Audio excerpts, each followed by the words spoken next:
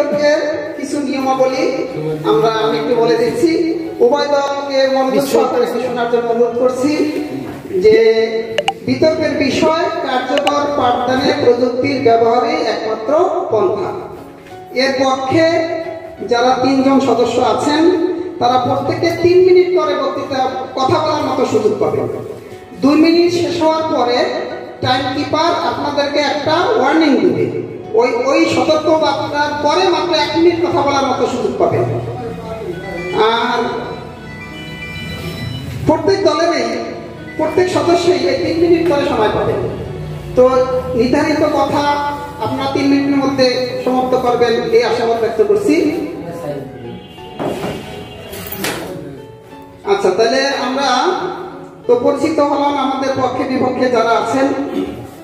এখন আমি আহ্বান জানাবো কার্যকর পাঠদানে প্রযুক্তির ব্যবহারই একমাত্র পন্থা এর পক্ষে যারা আছেন তার মধ্যে প্রথম বক্তা মোহাম্মদ মোশাররফ হোসেন। প্রথম বক্তা মোহাম্মদ শাহনাজ পারভীন, প্রধান শিক্ষক আলীগঞ্জ সরকারি প্রাথমিক বিদ্যালয়। তাকে তার পক্ষে বক্তব্য উপস্থাপনের জন্য অনুরোধ জানাচ্ছি।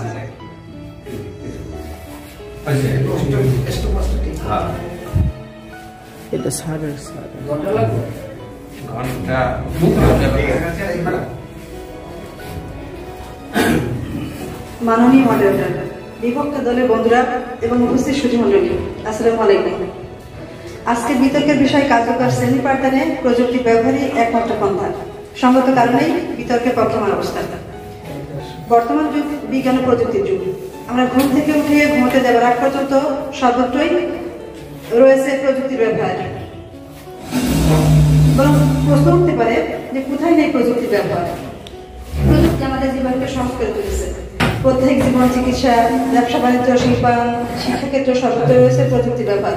প্রযুক্তির ব্যবহার শিক্ষাকে করে তুলেছে আনন্দপূর্ণ ও কার্যকর, যা শিক্ষণ ফল অর্জনকে আরো সহজ করে তুলেছে। যে শিক্ষায় আনন্দ নেই সেই শিক্ষা শিক্ষার্থীরা আগ্রহী হয় না এবং সে শিক্ষা স্থায়ী হয় না। শিক্ষাকে আনন্দপূর্ণ এবং সহজ করে তোলার একমাত্র পন্থা প্রযুক্তি। ইবুক, ভিডিও, অ্যানিমেশন, প্রজেক্টরের মাধ্যমে পাঠদান। যদি শ্রেণীকক্ষে পাঠদান করানো হয় তাহলে তা শিক্ষার্থীদের জন্য আকর্ষণীয় বোধগম্য হয়ে ওঠে। শ্রেণীকক্ষে শিক্ষার্থীদের বই, খাতা, কলম, চক, ডাস্টার, বিভিন্ন ধরনের তৈরি উপকরণ সবই প্রযুক্তি।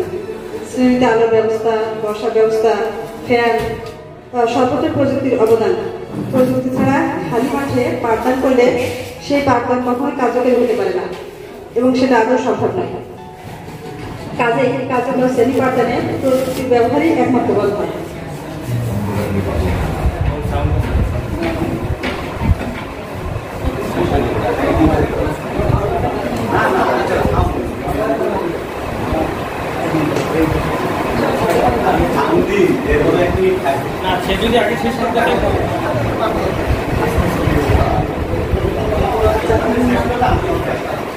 শ্রেণীতে ব্যবহৃত চক, ডাস্টার, ব্ল্যাকবোর্ড, খাতা, কলম, আমাদের ব্যবহৃত mobile, sound box, media, projector সমস্ত কিছুই প্রযুক্তির অন্তর্ভুক্ত। এমনকি শিক্ষার্থীদের হাতে রঙিন প্রস্তুত বিশিষ্ট বই আছে, সেটা আমাদের প্রযুক্তির ছোঁয়ায় রঙিন হয়ে উঠেছে এবং যেটা আকর্ষণীয়ভাবে শিক্ষার্থীদের হাতে পৌঁছে দেওয়া হয়েছে। শিক্ষার্থীদের আমরা যে উপকরণগুলো উপস্থাপন করি সেগুলো আকর্ষণীয়, রঙিন এবং দৃষ্টিনন্দন, যেটা মাধ্যমে শিক্ষাদানে শিক্ষার্থীরা ফলপ্রসূ পাঠদান পেয়ে থাকে এবং শিক্ষাফল অর্জনে সহায়ক হয়।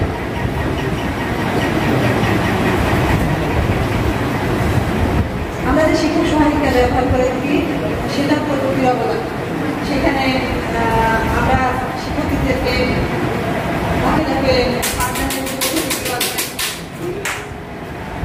সেগুলো ব্যবহার করে আমাদের পাঠদানকে আকর্ষণ করতে পারি। ধন্যবাদ সবাইকে। হ্যাঁ, ধন্যবাদ আমাদের শাহনাজ চেয়ারম্যান নামকে বক্তব্য পরিবেশনের জন্য।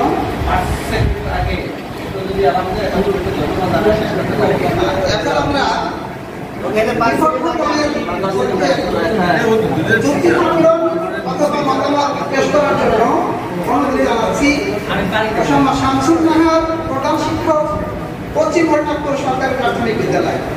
তিনি বিপক্ষে কথা বলবেন, কথার যুক্তি প্রদর্শন করবেন বা যুক্তি খণ্ডন করবেন।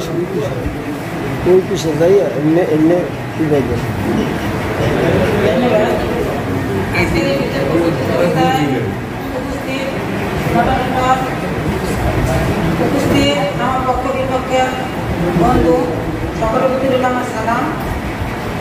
আসসালামু আলাইকুম। আজকে এই বিতর্ক প্রতিযোগিতার বিপক্ষ দলের পক্ষে আমি সচেতনার অবস্থান করছি। আমার বিতর্কের বিষয় হল কার্যকর পাঠদানে প্রযুক্তির ব্যবহারই একমাত্র পন্থা। এর বিপক্ষে আমি কিছু কথা বলবো। শ্রেণী পাঠদানে প্রযুক্তির ব্যবহার একমাত্র পন্থা হতে পারে না, কারণ শিক্ষা ব্যবস্থায় প্রযুক্তির ব্যবহার সহায়ক হতে পারে, কিন্তু একমাত্র পন্থা হতে পারে না। একটি প্রবাদ আছে, গাইতে গায়ক, বলতে বলতে বক্তা। এ থেকে আমি বলতে চাই, হাতে কলমে শিক্ষা, মানসম্মত শিক্ষা, যেখানে আমাদের স্লোগান হচ্ছে মানসম্মত শিক্ষা, সেখানে হাতে কলমে শিক্ষা ছাড়া মানসম্মত শিক্ষা অর্জন করা সম্ভব নয়। আর এই হাতে কলমে শিক্ষা বাস্তবায়নের জন্য দরকার একজন দক্ষ শিক্ষকের। একজন দক্ষ অভিজ্ঞ শিক্ষকই পারবে মানসম্মত শিক্ষা নিশ্চিত করতে। যদি তাই না হতো, তাহলে করোনাকালীন সময়ে যখন অনলাইন ক্লাস চালু হয়েছিল, তখন ছেলেমেয়েরা অনলাইনে ক্লাস ঠিকই করছে, কিন্তু শিক্ষার মান কতটুকু অর্জিত হয়েছে তা আমরা সকলে জানি। তাছাড়া আমাদের যে দক্ষতাগুলো রয়েছে, যেমন বাংলা, গণিত, বিজ্ঞান, প্রত্যেকটি বিষয়ে কিছু শিখন দক্ষতা রয়েছে। যেমন বাংলা বিষয়ে শোনাবলা পড়ালেখা, সেখানে আমরা প্রযুক্তির ব্যবহার ঠিকই করবো, কিন্তু প্রযুক্তির ব্যবহারটা করবে একজন দক্ষ শিক্ষক। সে কিভাবে শিশুদেরকে এই পাঠদানের মাধ্যমে, এই প্রযুক্তি ব্যবহার করে পাঠদানের মাধ্যমে শিশুদের শিক্ষণ অর্জন করাবো, সেটা একজন দক্ষ শিক্ষককে বলে দিতে পারবে। তাছাড়া প্রযুক্তির ব্যবহারে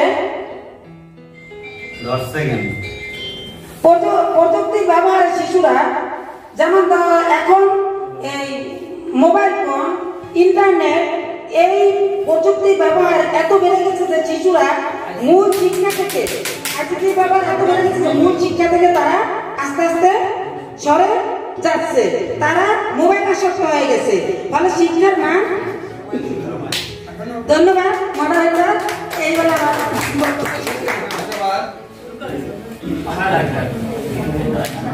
ধন্যবাদ ম্যাডামকে বিপক্ষ দলের পক্ষে তার মূল্যবান বক্তব্য পেশ করার জন্য। এবার আমরা কার্যকর পাঠদানে প্রযুক্তির ব্যবহারে একমাত্র পন্থা এর পক্ষে বলতে যাচ্ছেন মোহাম্মদ মোশাররফ হোসাইন, প্রধান শিক্ষক, টুমচর সরকারি প্রাথমিক বিদ্যালয়। আমি স্যারকে তার যুক্তি পরিবেশন করার জন্য এবং যুক্তি পাঠানোর জন্য অনুরোধ জানাচ্ছি। ধন্যবাদ। সম্মানিত মডারেটর, সম্মানিত দর্শক মন্ডলী এবং আমাদের সার্বিক পরিচালনায় আমাদের সম্মানিত সহকারী প্রধান শিক্ষক স্যার মহোদয়কে আমি আমার বিরোধী পক্ষীয় বন্ধুদেরকে ধন্যবাদ জানাচ্ছি তাদের বক্তব্য উপস্থাপন করার জন্য। একটা কথা আছে, নজরুল একটা কথা বলেছিলেন, বিশ্ব যখন এগিয়ে চলেছে আমরা তখনও বসে বিবি তালাকের ফতুয়া খুঁজিছ কোরআন হাদিস চষে। আমরা আসলে সেকেলে অবস্থায় কি থেকে যাবো? বিশ্ব এখন অনেক এগিয়ে চলেছে। যেমন সেদিন আমাদের একটু মহোদয় আমাদেরকে দেখিয়েছেন যে আমরা যে ডিএবি করি, আগে তো মনে করতাম বরিশাল এখান থেকে 50 মাইল, কেউ বইতে 30 মাইল লিখতাম, কেউ কম বেশি লিখতাম। এখন এই ম্যাপে আমরা শুধু স্থানটা ওখানে ক্লিক করলেই ওখানে কত ডিস্টেন্স আছে তা এসে পড়বে এবং কয় টাকা টিএ বিল হয় তা খুব সহজে আমরা বের করে ফেলতে পারবো। কাজেই আমি মনে করি কার্যকর শ্রেণী পাঠদানে প্রযুক্তি ব্যবহারই একমাত্র পন্থা যা আমরা এখন করছি। যেমন আমরা শ্রেণী পাঠদানে বিভিন্ন পন্থা ব্যবহার করে থাকি, মাল্টিমিডিয়া, সাউন্ড সিস্টেম, মোবাইল, এমনকি এই যে আমার কাছে একটা শ্রেণী পাঠদানের একটা জিনিস আমি দেখাচ্ছি, এটাকে বলে digital learning pen. Digital learning pen এটার নাম। এটা দিয়ে আমি শিশু থেকে 2 পর্যন্ত, 2য় শ্রেণী পর্যন্ত পাঠদান করতে পারি। এটা কতগুলো বই আছে, বইয়ের উপর এটা শুধু টাচ করলেই এটা ওই শব্দগুলো, ছড়া, কবিতা, গল্প যা আছে সব বলে দেবে। এটা প্রযুক্তির অবদান। এই প্রযুক্তি যদি আমরা অস্বীকার করি এবং শ্রেণী পাঠদানে যদি প্রযুক্তি আমরা ব্যবহার না করি, তাহলে ছেলেমেয়েরা আনন্দ পাবে না, পাঠে স্বতঃস্ফূর্ত অংশগ্রহণ করবে না। এরপরে আরেকটা জিনিস আমি দেখাচ্ছি, যেটা হলো এই যে একটা যন্ত্র আমরা ব্যবহার করি বিভিন্ন কাজে ইন্ডিকেটর হিসাবে। আগে তো আমরা অ্যানালগ ইন্ডিকেটর ব্যবহার করতাম, এরকম পাঠ নির্দেশক কাঠি ব্যবহার করতাম। সেই যুগ এখন চলে গেছে। ওই দূরে থেকেও যদি আমি এটা ইন্ডিকেট করতে চাই যে ওখানে কি লেখা আছে, এই ছেলেমেয়েরা এখানে কি লেখা আছে বলো তো, ওরা বলবে এখানে ক লেখা আছে। এখানে কি লেখা আছে বলো তো, এখানে খ লেখা আছে। এভাবে আমরা এই প্রযুক্তি ব্যবহার করে খুব সহজে এবং পাঠকে আনন্দঘন করে তুলতে পারি। এভাবে করে আমরা আমাদের দৈনন্দিন জীবনে মোবাইল, টেলিফোন, এরপরে যত প্রযুক্তি আছে, মাল্টিমিডিয়া, এরপরে প্রজেক্টর, সাউন্ড সিস্টেম, এই সবগুলি প্রযুক্তির অন্তর্ভুক্ত। এবং একটা প্রজেক্টরের মাধ্যমে, মাল্টিমিডিয়ার মাধ্যমে একটা শ্রেণী পাঠদানকে যেভাবে সুষ্ঠু সুন্দর করে তোলা যায়, আনন্দঘন করে তোলা যায় এবং উপকরণ যেভাবে শো করানো যায়, এভাবে সহজে সম্ভব না। কারণ মাল্টিমিডিয়ার মাধ্যমে আপনি একটা স্ক্রিনে সহজে একটা উপকরণ মুহূর্তের মধ্যে আনতে পারেন এবং সেটাকে আপনি সরিয়ে নিতে পারেন, অথবা একটা ভিডিও প্রদর্শন করতে পারেন। ভিডিও প্রদর্শনের মাধ্যমে যদি আমরা ছেলেমেয়েদেরকে পাঠদান করি। ধন্যবাদ সকলকে। তার যুক্তিসঙ্গত কথার জন্য।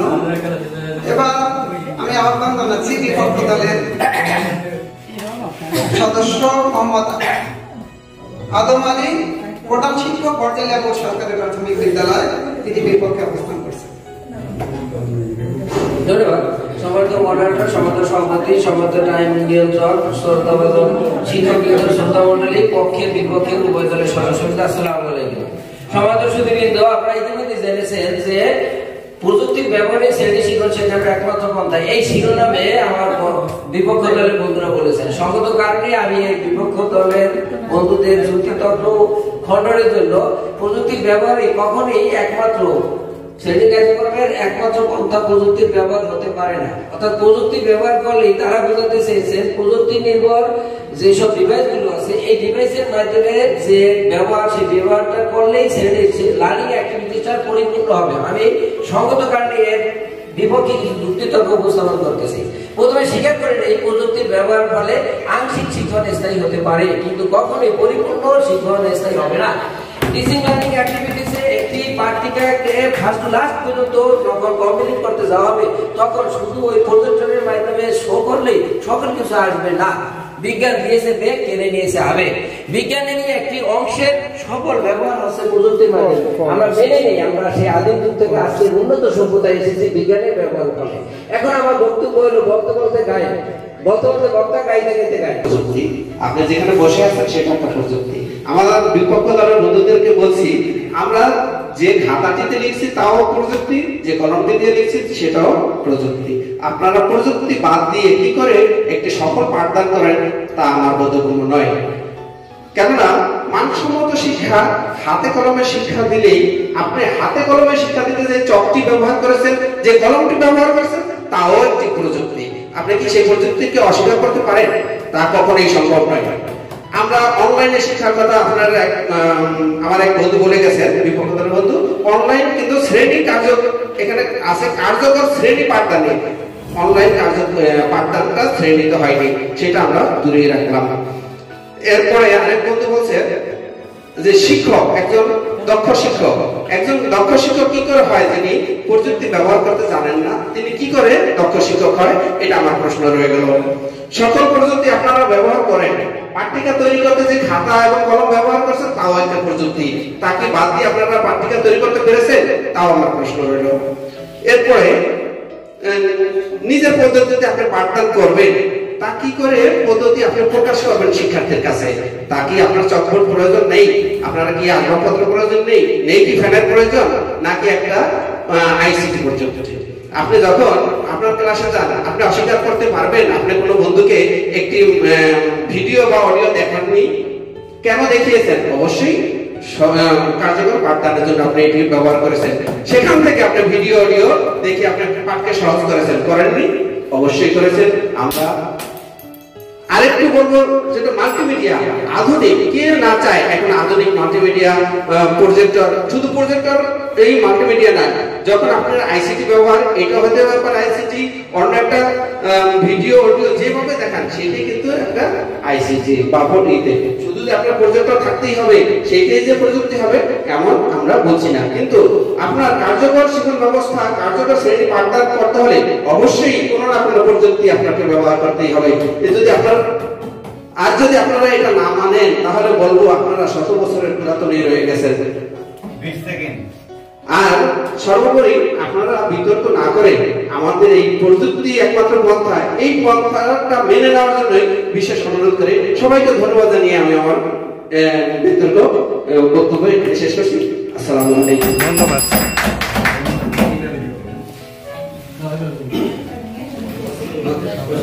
হ্যাঁ, ধন্যবাদ। কার্যকর পাঠদানে প্রযুক্তির ব্যবহারই একমাত্র পন্থা। এর পক্ষের দলনেতা জানাগুলো আটকে দিলে ভালো হয়। তার গুরুত্বপূর্ণ বক্তব্য পেশ করলেন, যুক্তি খণ্ডালেন। এবার আমি আহ্বান জানাবো বিপক্ষ দলের সদস্য মোহাম্মদ সাইদুর রহমান সেলিম স্যারকে, প্রধান শিক্ষক, উত্তর নরসিংহপুর সরকারি প্রাথমিক বিদ্যালয়কে বিপক্ষে কথা বলার জন্য।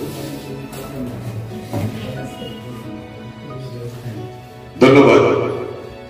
উপস্থিত সম্মানিত মডারেটর, টাইম কিপার, ব্যবস্থাপক মহোদয় ও আমাদের চারিদিকে বসা আছে সম্মানিত বিষয় মন্ডলী, আসসালামু আলাইকুম। সঙ্গত কারণে আজকের এই বিতর্ক প্রতিযোগিতায় আমরা বিপক্ষে অবস্থান করছি। কার্যকর শ্রেণী পাঠদানে প্রযুক্তির ব্যবহারেই একমাত্র পন্থা, এখানে একটি বিশেষণ ব্যবহার করা হয়েছে। যাচ্ছি না সেদিকে, আমি যাচ্ছি আমার পক্ষের প্রথম বক্তা শাহনাজ।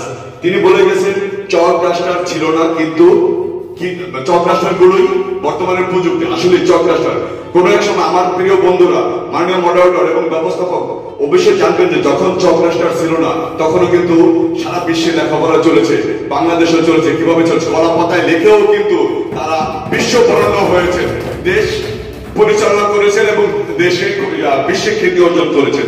দ্বিতীয় বক্তা মোশাররফ হোসেন বলেছিলেন যে মাল্টিমিডিয়া ছাড়া পাঠ দিয়ে খ্যাতি অর্জন সম্ভব নয়। মাল্টিমিডিয়া যখন ছিল না, আমার এই মাইক্রোফোন নেই, আমি কি কথা বলতে পারবো না? অবশ্যই আমার কথা বা আমার কণ্ঠ শোনা যাচ্ছে, তাই না? মাইক্রোফোন হচ্ছে, তার মানে এটাই নয় যে প্রযুক্তি দিয়েই আমি আমার শ্রেণী কার্যক্রম, শ্রেণী পাঠদান আমি ফলপ্রসূ করতে পারবো। এরপরে আমার সম্মানিত দলনেতা মিজানুর রহমান বলেছিলেন যে মাইক্রোফোন, খাতা কলম ছাড়া ইত্যাদি। তারপরে আপনার ওই যে তিনি নিজে আবার একটি কথা স্বীকার করেছেন যে কার্যকর পাঠদানে, সেটা হলো যে শুধু স্বীকার করেছেন যে কার্যকর পাঠদান হয়নি। আসলে না, কার্যকর পাঠদান হয়েছে। যখন প্রযুক্তি ছিল না তখনও কার্যকর পাঠদান হয়েছে। এর জন্য হয়েছে যে সেই পাঠটি যদি কার্যকর না হতো তাহলে বিশ্ব বরেণ্য ব্যক্তিরা বিশ্ব পরিচালনার ক্ষেত্রে, এখন যারা বিশ্ব পরিচালনা করতেছেন তারাও সেই পিছনের ইতিহাস দেখে দেখে দেখে দেখে তারা এই বিশ্বকে পরিচালনা করতেছেন, দেশকে পরিচালনা করতেছেন। এরপর আমি বলবো যে শুধু একজন দক্ষ শিক্ষক, সেই দক্ষ শিক্ষক হওয়ার জন্য শুধু আইসিটি প্রয়োজন নয়, আইসিটি ছাড়াও তিনি দক্ষ শিক্ষক হতে পারেন। যখন থেকে জাতীয়করণ হয় বাংলা শিক্ষকদের জাতীয়করণ করা হয় তখন থেকেই বাংলাদেশ সরকার প্রশিক্ষণের ব্যবস্থা করেন। তখন তো আইসিটি ছিল না, তখন কি বিদ্যালয়গুলো আমাদের চলে নাই? অবশ্যই চলেছে। সেখান থেকে অবশ্যই ভালো ভালো ছেলে মেয়ে মেধাবী ছাত্রছাত্রী বের হয়েছেন, যাদের রেশ ধরে আজকে আমাদের এই বাংলাদেশে উন্নয়ন হয়েছে। এই কথাটা আপনাদের অবশ্যই স্বীকার করতে হবে মাননীয় পক্ষের দল। আমরা আরো যদি যাই, দক্ষ শিক্ষকের কথা বললাম, এরপর চকবোর্ড প্রযুক্তির কথা বলেছেন। কেন? যখন চকবোর্ড প্রযুক্তি ছিল না তখন কি আমরা কালি দিয়ে লেখে তারপরে দেশের শ্রেষ্ঠ সন্তান হই নাই? বিশ্বে আমরা খ্যাতি অর্জন করিনি? অবশ্যই করেছি মাননীয় ব্যবস্থাপক। এরপরে আসেন আমরা প্রকৃতি কার্যকর পাঠ অবশ্যই থাকতে হবে। কার্যকর পাঠ যখন ছিল না বা এই আপনার মাল্টিমিডিয়া ছিল না, যখন আপনার এই মাইক্রোফোন ছিল না, তখনও লেখাপড়া হয়েছে। অর্থাৎ আমি সর্বশেষ এটাই বলবো মাননীয় মডারেটর, যে একজন দক্ষ শিক্ষক মানে দক্ষ শিক্ষক, এই বছর প্রশিক্ষণ পেলে আরো দক্ষ শিক্ষক পরিণত হয়। তার শ্রেণীকক্ষে পাঠদান করার জন্য সে মাল্টিমিডিয়া ছাড়াও সে তার পাঠদানে প্রযুক্তি ছাড়াও সে ফলপ্রসূ অর্জন করতে পারে। ধন্যবাদ মাননীয় মডারেটর, ধন্যবাদ সকলকে।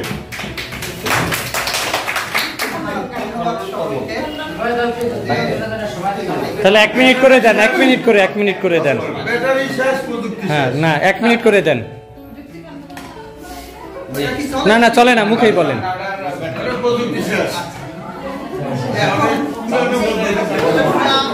আচ্ছা, কথা না বলে আমরা 5 থেকে কথা বলবো না। আমরা 1 মিনিটের মধ্যে এই বক্তব্য খণ্ডন করার জন্য, যুক্তি খণ্ডন করার জন্য আমরা সুযোগ দিচ্ছি মিজানুর রহমান দলনেতাকে তার বক্তব্য উপস্থাপন। ধন্যবাদ মডারেটর। বিপক্ষ দলের বন্ধুরা, আপনাদের প্রশ্ন যেটা চলে আসছিল, আপনারা বলছেন আইসিটি যখন ছিল না, আপনাদের ধারণা হয়তো বা আইসিটি একমাত্র প্রযুক্তি। আমি এইটা পুরো বিরোধিতা করছি, কারণ শুধু আইসিটি প্রযুক্তি হতে পারে না। প্রযুক্তি জগতে লক্ষ লক্ষ প্রযুক্তি রয়েছে, সেইগুলোর কথা আপনারা ভুলে গিয়ে বর্ষ পিছনে চলে গেছেন। এই জন্য আপনারা এখনো চলে আসেন আমাদের দলে। আপনি বর্ষ পূর্বে গিয়ে এই বর্তমান যুগের লেখাপড়ার সাথে আপনি তাল মিলিয়ে চললে আপনি তো সেই অবস্থায় রয়ে যাবেন। যে সময় ছিল না পোশাক, যে সময় ছিল না গাছের পাতা দিয়ে যদি আমরা লজ্জা নিবারণ করে এখনো চলতে চাই, আপনি কি পারবেন আসতে সেখানে? আমার মনে হয় এই বর্তমান যুগে সেই পিছনের কথা ধরে আপনারা এখানে আসলে চলতে পারবেন না। তাই এখনো আমরা বলছি এই প্রযুক্তিকে মেনে নিয়ে আধুনিক শিক্ষা ব্যবস্থায় ভালো শিক্ষা দেওয়ার জন্য আপনারা আমাদের সাথে একমত হয়ে চলে আসুন। সবাই এই প্রযুক্তি নিয়েই ভালোভাবে শিক্ষা ব্যবস্থা কার্যকর করি। ধন্যবাদ সবাইকে। ধন্যবাদ পক্ষ দলের দলনেতাকে। এবার আহ্বান জানাচ্ছি বিপক্ষ দলের দলনেতা মোহাম্মদ সাকিব রহমান। ধন্যবাদ মাননীয় মডারেটর, এবং ধন্যবাদ জানাচ্ছি আমার পক্ষের দলের দলনেতা জনাব মিজানুর রহমান স্যারকে। আসলেই মিজানুর রহমানের যুক্তি যে খণ্ডালেন তা ঠিক আছে, কিন্তু আইসিটি সেটা শুধু আইসিটি প্রযুক্তি নয়। এই যে কথাটা তিনি বললেন আমি একমত নয়। আইসিটি বলতে এই যে আইসিটিটা আসছে প্রযুক্তি থেকে আসছে, এটাও ঠিক আছে, কিন্তু এই আইসিটিটা পরিচালনা করেন কে? একজন দক্ষ, তিনি শিক্ষক, যে প্রকার হোক তিনি শিক্ষক, তিনি কিন্তু দক্ষ। আমি আপনার কথা আসছি, আপনার সেই দক্ষতাই কোথেকে আসছে? সেই শিক্ষক কিন্তু পরিণত একদিনে হয়নি। সেই পুরোনো দিনের যদি আমরা চলে যাই, সেই শিক্ষক তিনি হয়ে আসছেন, তখন কিন্তু আইসিটিটা ছিল না। তখন তিনি তার মেধা দিয়েই এটা উৎপন্ন করেছেন, পরবর্তীতে কার্যক্রমে আসছে, কিন্তু অফিসে তিনি একজন দক্ষ শিক্ষক ছিলেন। আর এই দক্ষ শিক্ষকেই তিনি পারেন তার মেধাকে পরিচালনা করে কার্যকর শ্রেণী পাঠদানে প্রযুক্তি ছাড়াই তিনি একটি ফলপ্রসূ পাঠদান পরিচালনা করতে পারেন এবং শিক্ষার্থীদেরকে উপযোগী শিক্ষার্থী হিসাবে গড়ে তুলতে পারেন। ধন্যবাদ।